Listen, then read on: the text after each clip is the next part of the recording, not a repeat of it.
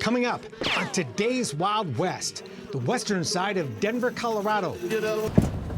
We'll go behind the chutes of the Denver Rodeo. Pretty emotional, huh? Yeah. Behind the scenes of the Super Bowl of stock shows.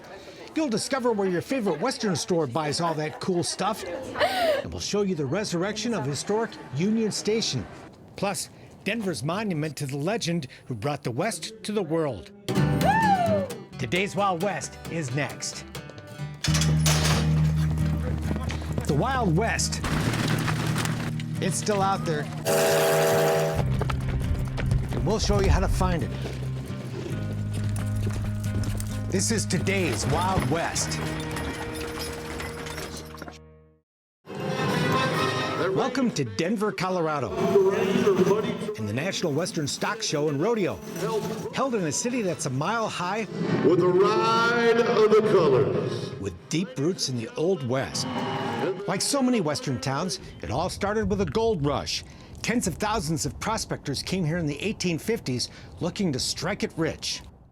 This Rodeo America. Cowboys and cowgirls come to Denver every January looking for gold buckles and cash prizes.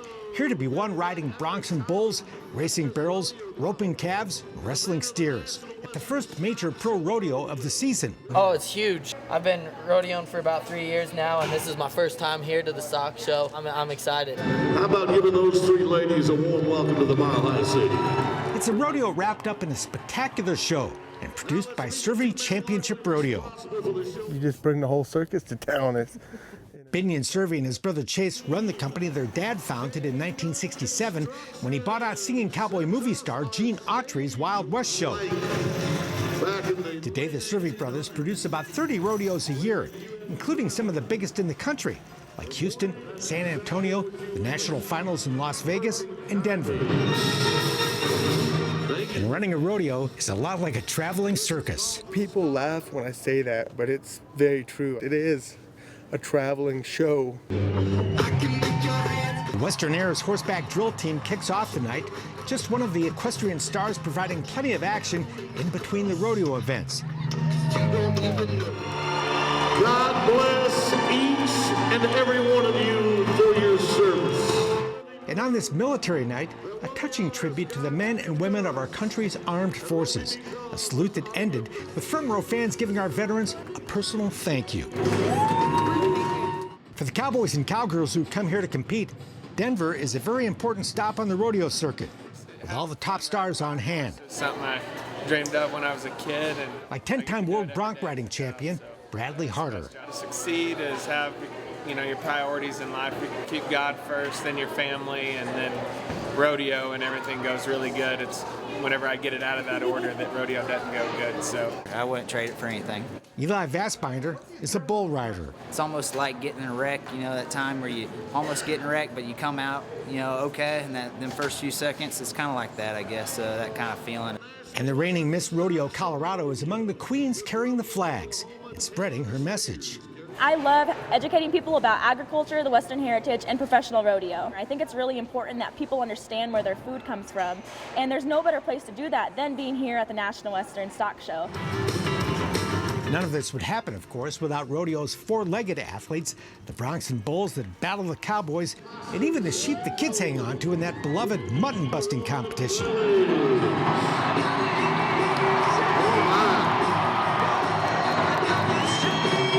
How about 85 points? Providing all those animals and making sure they're ready for the show is a big job. I get a sense of just what's involved when I visit the Survey Ranch, 45 miles east of Denver, where on a cold January morning, the Survey crew is sorting and shipping broncs and bulls for that night's show. Some of these horses we're sorting because we got to bring in another load, and some of these horses have already been bucked twice, so they're going back to the other ranch and they're bringing another load in. The horses and bulls are only ridden twice during the 29 performance run of the rodeo, and there's no room to keep all those animals at the rodeo arena. So we house them at our ranch and truck them in and out every day. He's a buy. It takes a lot of livestock and lots of work to put on a rodeo. How many bucking horses do you keep? Oh, we have about 700. We have about 50, 60 bucking bulls. Up close and personal with these bulls, I'm not sure I'd want to get on their back, but hey, I'm not a rodeo star. However, if you'd like to be, the surveys will help you get started, free, at their nonprofit Ace High Rough Stock Academy. Offered 3 times a year, it's a 3-day rodeo school for prospective bronc riders held at the Survey Ranch, and they supply everything you need but the courage. At the end of the 3 days, you know who wants to be a bucking horse rider and who doesn't. I've got about 12 pickup horses. Back in Denver, Binion's brother Chase is getting his pickup horses ready. Ready. The pickup man is the guy who rides to the rescue at the end of a bucking horse ride to get the rider out of harm's way and make sure the bronc's safe as well. This is Bobby. He's my favorite by far. He's used to everything. He's been around forever, so nothing bothers him, so he's pretty special. Pickup work can get a little dicey. Yeah, you've got to be in the right spot at the right time and not get kicked. But Chase is among the best. He's been chosen to work the national finals 6 times and has also been honored as Pickup Man of the Year. You've got to always be paying attention. Our animals are our livelihood, so The sport of rodeo has its critics, of course. if they just walked in our shoes for probably a day, they would make a 180, I would guarantee it. But the Surveys are very proud of how they take care of their animals. They come first priority before us. We ask that you remove cover as we call on one of our very own contestants to lead us in prayer. Rodeo is a great, fun night of entertainment, but it's something more as well. A lot of important American values in rodeo: respect, patriotism. And what other event do you go to where they start out the event with a prayer? Rodeo isn't the first show celebrating America's Western heritage. In just a bit, we'll show you the monument to the man who invented the Wild West show. But first, we'll go back to the National Western Stock Show for another competition just as important as the rodeo. Pretty emotional for you. Very, very. Here's Dad right here. Jamie Glover's son Tommy has just won Reserve Grand Champion steer at the National Western Stock Show. Yes, sir. He's the Reserve Grand Champion, so it's pretty exciting. So he's worked real hard this year. I'm super proud of him. So.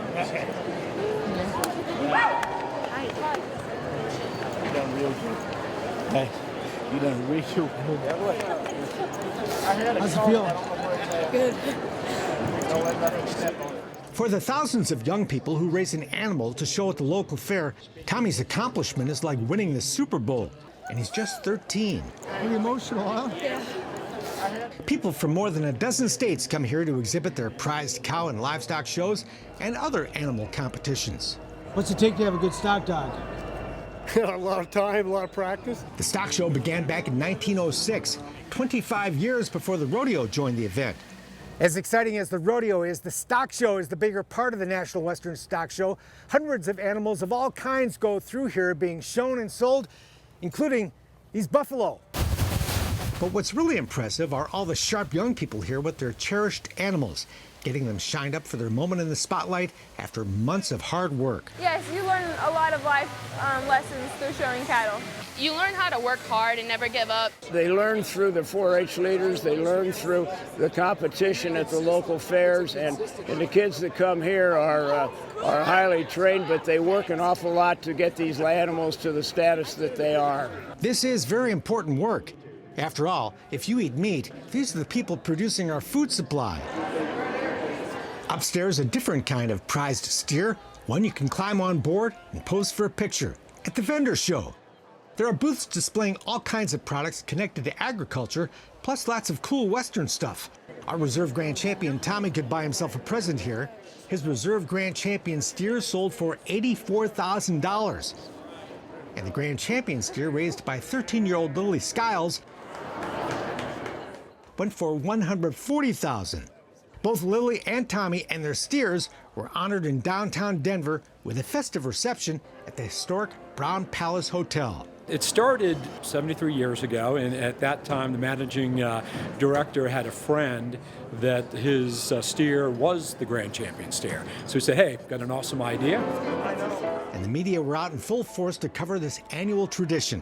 You can't make this up? No, you can't. You can't make, I mean, this is beautiful. It's wonderful. It feels good. Yeah? Very nervous. Built in 1892 and in business every day since, the Brown Palace Hotel is a splendid example of Denver's beautifully preserved historic buildings. But the project that is the true centerpiece of the city's historic preservation efforts is Union Station. Most of what you can see in Union Station is original from 1914, including the terrazzo floor. Connor Murray is our tour guide. So this great hall itself saw about 20,000 people a day were coming in here, about 120 trains. First built in 1881, Union Station was rebuilt after a devastating 1894 fire, then expanded 20 years later.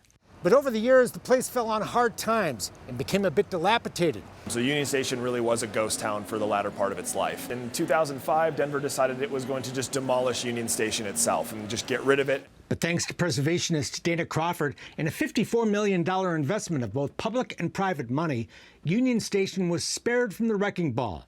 Renovated, restored, and reopened in 2014, this place, both historic and hip, is thriving, like the Terminal Bar, once a train station ticket booth. And these are the original ticket windows, so where people would come up and buy their train tickets.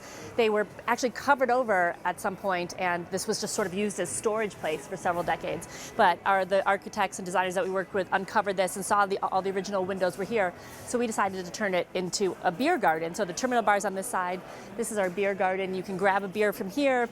You can wander around the building. You can have a seat, just sort of relax. It was a way to open the space up. Upstairs is the upscale Cooper Lounge. The Cooper Lounge itself is designed after a Pullman cocktail car, one of the old upper echelon speakeasy cars that were attached to the trains. I think this is one of the most romantic spots in Denver. Union Station remains a train station. Amtrak stops here twice a day, and the terminal is a hub of the city's light rail and bus system. And visitors can take a train to and from the airport. And in winter, catch the Winter Park Express to a mountain ski resort, where the train stops just steps from the chairlift. So this room, being one of the classic rooms, is kind of more reminiscent of that Victorian era. But if you want to savor this place for a while, check into the Crawford Hotel, built within Union Station. The station's history is woven into the design of the rooms. We took a lot of inspiration from the history of the station itself when we did the renovation. Including rooms that resemble a Pullman passenger car from back in the day, with a Pullman ad framed on the wall. The basement reveals the building's massive stone foundation, where historic photos and posters adorn areas perfect for meetings, receptions, and other functions. And back upstairs, the place known today as Denver's living room. The Great Hall, especially when you look down on it from above here, you can see Dana Crawford's vision that this would be a gathering place for a lot of different people. The resurrection of Union Station has been contagious, sparking the revitalization of the surrounding historic area. There are about 50,000 people living in this area, and 10 years ago there were about 200. Travel writer Rich Grant calls Denver home. People like Denver. Beautiful views, you have 300 days of sunshine. And is a great tour guide of the city he loves. In just Lodo, the neighborhood immediately around it, there's 90 bars and restaurants. So it's kind of like an old west town. There's no shortage of saloons. Well, the trains went right down these streets. People didn't mind having a railroad come right in the middle of the city, so they're all now outdoor cafes, but originally these were the loading docks for these warehouses. There are more than 100 historic buildings in the area surrounding Union Station, all made of brick. In 1862, the city was all wood structures and it burned to the ground, so they passed a law. Every building in Denver had to be brick or stone. Once targeted for demolition and redevelopment, the old warehouses have been restored and transformed to apartments, shops, restaurants, and bars, like the one that houses the Evu Marketplace, Denver's first stagecoach station. Yeah, Wells Fargo. This whole facade has been in place ever since then. There it is back in the day. I know. That's incredible. Wandering the neighborhood, you'll see original wood floors, beams, and other highlights of this vintage area, which includes a beloved Western treasure with a fascinating history all its own, Rockmount Ranchware. I've always been a fan of Rockmount Western wear. I probably own a dozen. These are the most amazing shirts you could get anywhere. Because they're unusual. You can't get anything like this anywhere. Thanks so much. Housed in a building built in 1909, Rockmount was founded in 1946 by Jack Weil, better known as Papa Jack.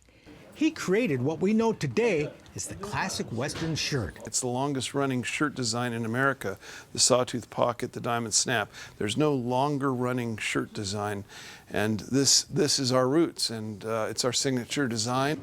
But that essential design comes in all kinds of creative flavors, colors, and material, like flannel, fleece, Hawaiian, and more.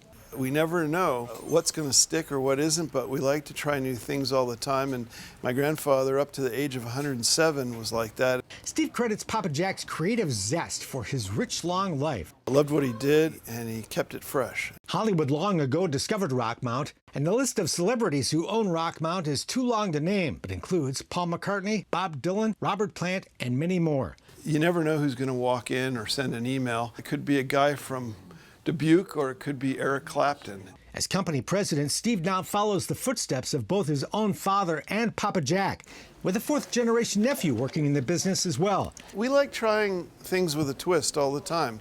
And the creative designs just keep coming.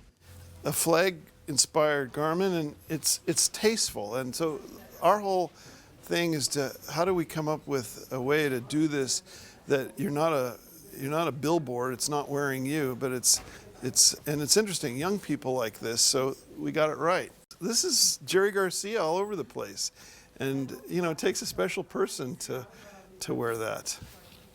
Rockmount's history has inspired 2 books, Steve's history of the business and the book he wrote about his beloved grandfather, Ask Papa Jack, Wisdom of the World's Oldest CEO.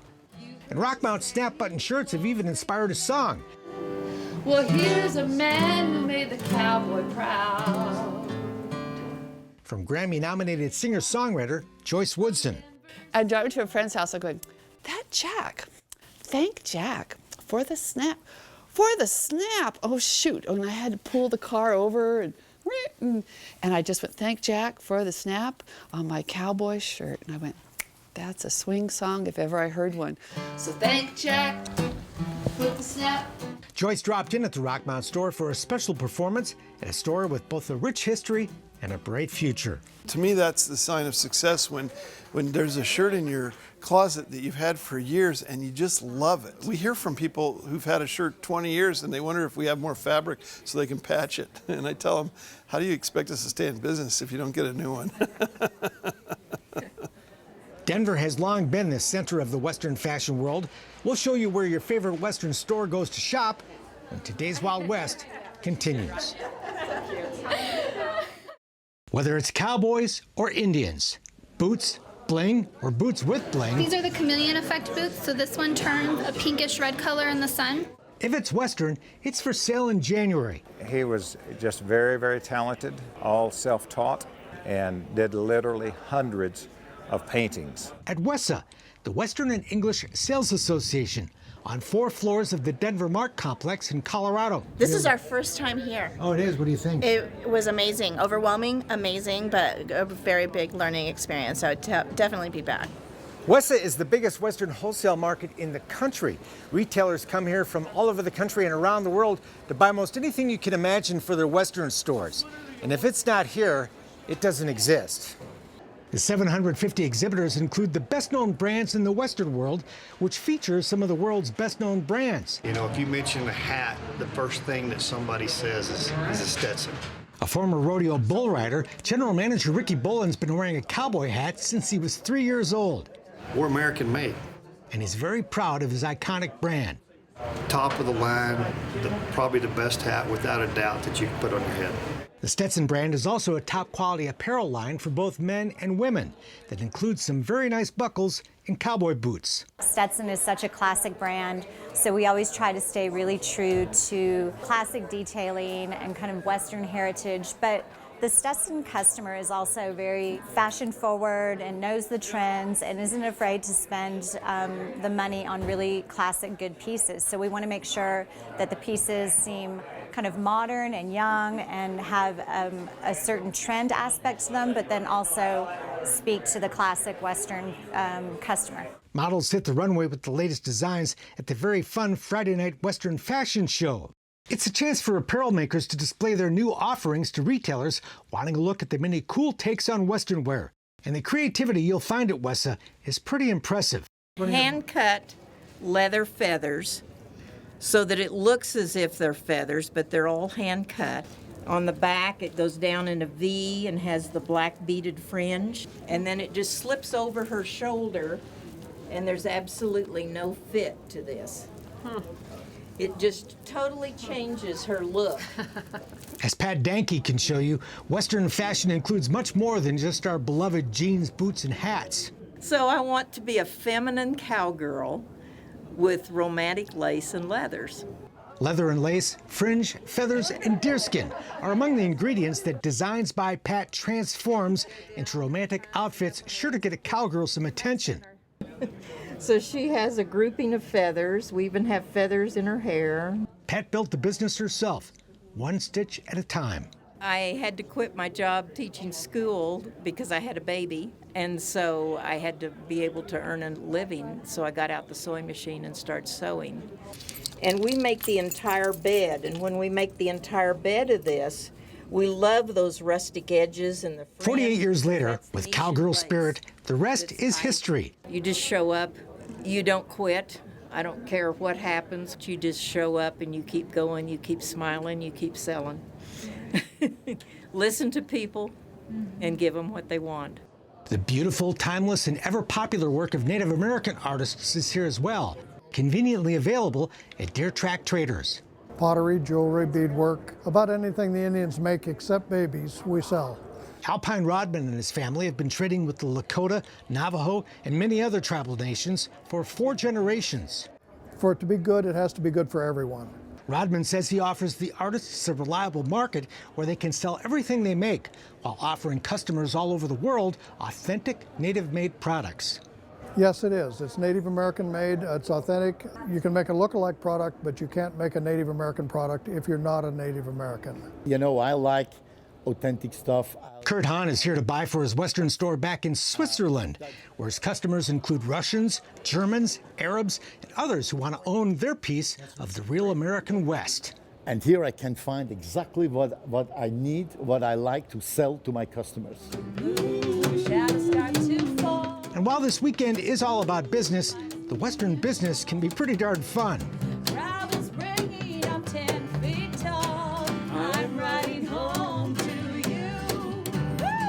As the music of Eli Barcy reminded everyone on the 4th floor. After all, we're talking about all that cool stuff it takes to outfit the Western lifestyle and everything that goes with it. Thank you. Like commemorative belt buckles. And to have it on for the first time. And the one awarded during WESA to the new Miss Rodeo Canada. Montana's Silversmiths has long provided the trophy buckles for the Professional Rodeo Cowboys Association, Miss Rodeo America, and countless other Western events and organizations. And as anyone who's ever earned that trophy can tell you, it's a lot more than just a belt buckle. It really has an emotional tie. There's something about a buckle that tells such a great story. Buckles, boots, bling, Native American culture, so much cool stuff goes with the Western lifestyle. Of course, everybody looks better in a cowboy hat. But just what started this love of the West so many of us share? We'll visit the monument to the man who had a lot to do with that when today's Wild West continues.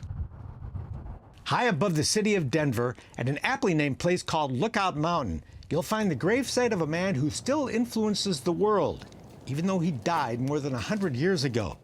I think one of the reasons people live on after they're gone is because they had such an impact on culture.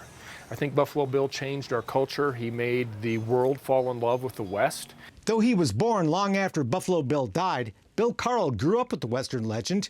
Just steps away from Cody's gravesite, Carl runs the gift shop that his family has operated off and on since 1956, next door to the Buffalo Bill Museum. The museum's fascinating collection is the subject of a book by retired museum director Steve Friesen, a collection that includes some very unusual items. This is my personal favorite right here. It's a plaster mold of his hand that was taken at death. It was fairly common in those days. This was in a showcase. I had to wash the showcase glass when I was little. That thing freaked me out. Many of the museum's artifacts are from Buffalo Bill's Wild West, the show that toured the U.S. and Europe for decades in the late 1800s and early 1900s. But Buffalo Bill never called it a show. Bridle was presented to him by King Edward VII. To him, it was an exhibition of the Wild West. The West, as he knew it, disappeared in maybe 15 years. Cody lamented all those losses, and he wanted to teach us about what he had seen and what had disappeared. Performed in huge arenas in front of thousands of people, Cody's Wild West featured one of the last surviving herds of buffalo, stagecoach attacks, Lakota Indians, cowboys, and celebrities of the day, like sharpshooter Annie Oakley and the great Sioux chief Sitting Bull, who toured with the Wild West for one season. We have a very good collection, and one of the things that makes ours stand out is that it was founded with the last items that Buffalo Bill owned. The museum's founding collection was the property of Johnny Baker, Buffalo Bill's foster son. It includes Sitting Bull's bow and arrows and his magnificent headdress. You'll also see the headdress of Short Bull and Iron Tail. Iron Tail, who performed with the Wild West for years, was one of Buffalo Bill's best friends. Cody, a man who'd once fought Indians, became known as their friend and advocate, whose show helped preserve their way of life. It was at a time when they were trying to take their culture away from them, and Cody was trying to preserve it. Cody gave those folks a job when nobody else would. He allowed them to show the world their customs. The scout, plainsman, Civil War soldier, and showman was also an advocate for women's rights and paid women performers of the Wild West, like trick riders Lulu Parr and Goldie Griffith, the same as the men. He was very close to Susan B. Anthony, and he often spoke about how women should have the right to vote. As you look at the rare show posters and Buffalo Bill's buckskin outfits, saddles, and firearms, you'll also learn about the character of this man, who despite struggles, hardships, and adversity, never gave up. I mean, this was the kind of person he was, full of optimism, full of hope. He was the most famous person of his day, wasn't he? He absolutely was. Steve Friesen called him the Elvis of his time. When Buffalo Bill died in 1917, the city of Denver put on the kind of state funeral usually reserved for presidents, and people have been flocking to his grave here on Lookout Mountain ever since. He lived the life, the dream of the American West. The legacy of Buffalo Bill still lives on in many ways, including this very show you're watching. That's it for now. We're back next time with more cool stuff from today's Wild West. I'm Mark Bedore. We'll see you down the trail. For more information on the people and places featured in today's Wild West, or to order show DVDs and books, visit todayswildwest.com. Funding for Today's Wild West provided by the Leggett Foundation and the Chuck Wagon Trail Riders Foundation.